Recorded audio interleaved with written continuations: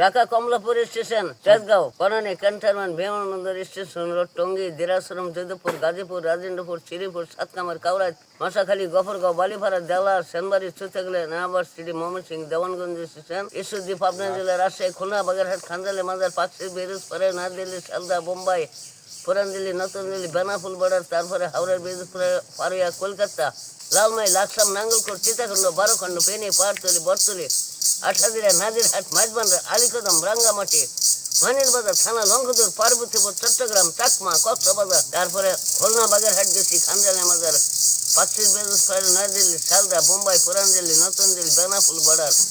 আমি সেই জায়গাও ঘুরে আসি। 124টা মাজারে গেছি। মাজারে গেছি, আমার কোনো জায়গায় কোনো কিছু দেয় নাই। আমি খুলনা, বাগেরহাট গেছি, ওইখান থেকে একটা বস্তু দিয়েছি, তারপরে আমি ওর দ্বারাতে আমি এখন স্থির হয়েছি।